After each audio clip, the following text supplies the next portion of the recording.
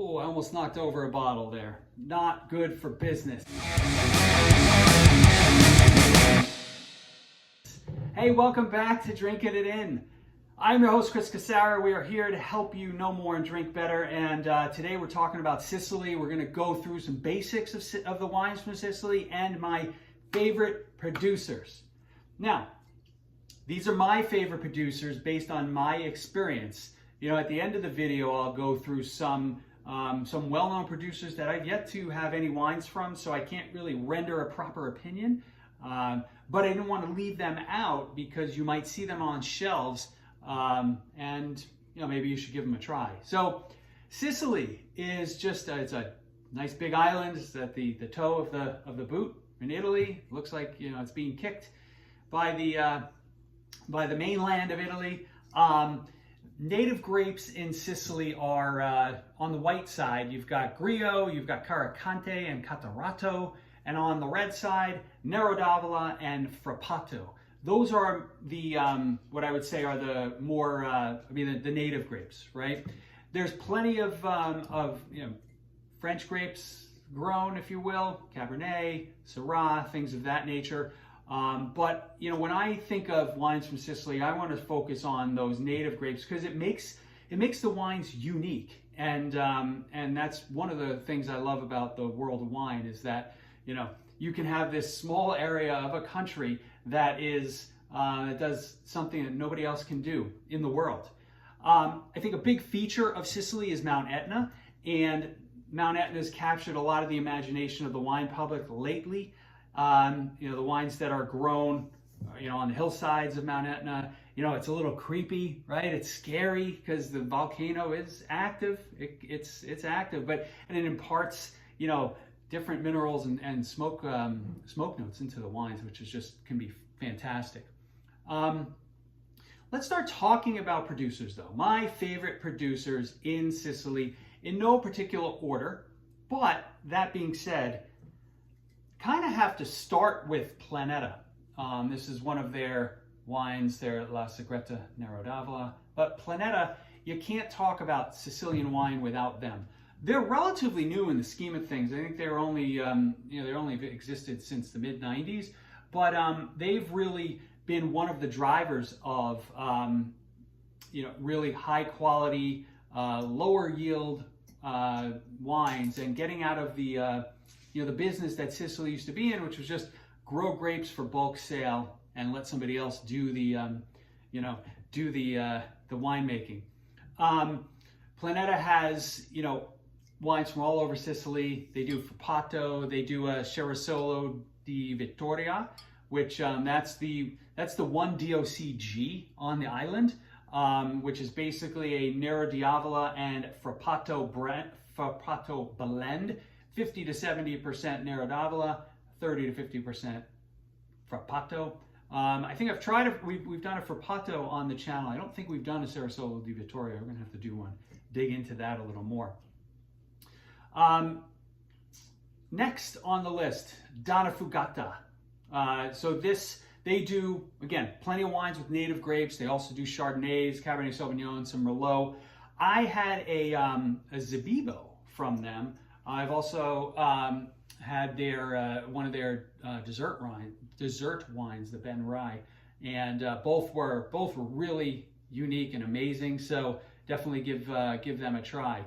The Benanti family, mainly around the Mount Etna region. I've had the Rosso, I've had the Bianco. Both are amazing. Actually, I have a Bianco. It's down in the cellar, which is why I don't have it here, right? This is not any of the Benanti. But Benanti, pretty, and I'm sorry, I should have noted beforehand, I think so far the wines that I'm talking about are pretty well distributed, so you should be able to get them in a, you know, in a good local wine store or like a Total Wine. Next, Colosi. I've talked about Colosi.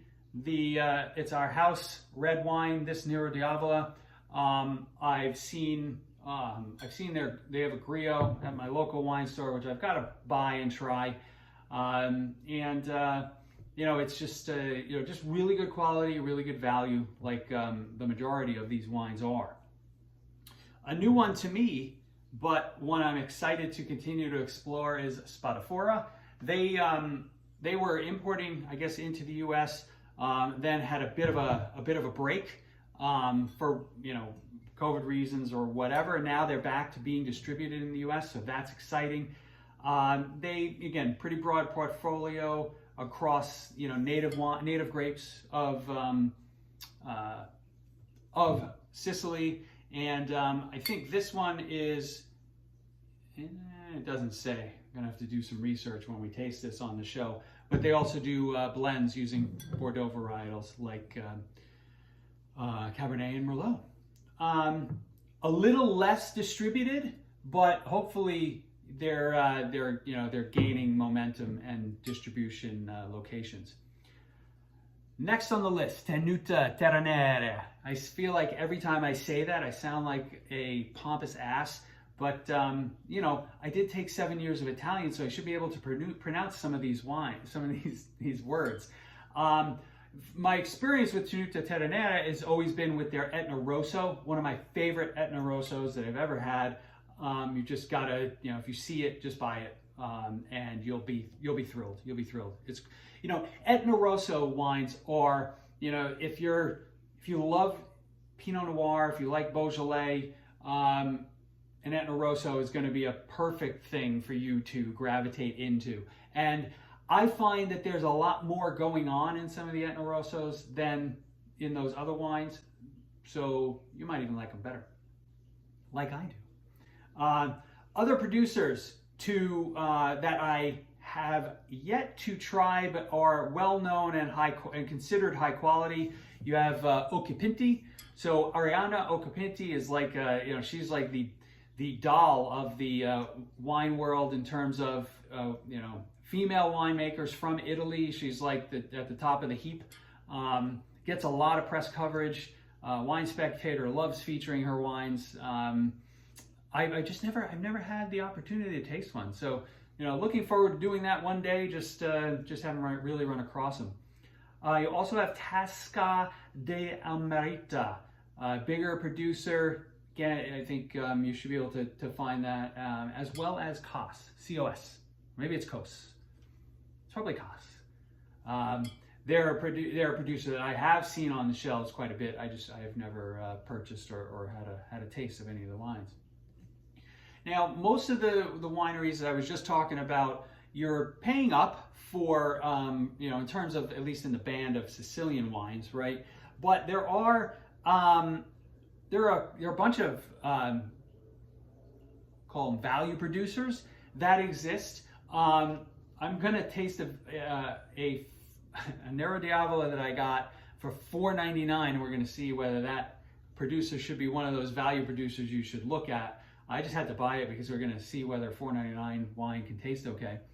But I've had some experience with Cusumano, which was an excellent Nero d'Avola. I think I bought it for like $9 or $10. They also make a bunch of different blends, whether that's like Nero d'Avola and Syrah, or they even do blends on their white side with Chardonnay and Inzolio, which I didn't mention at the top, but that's another one of the native Sicilian grapes.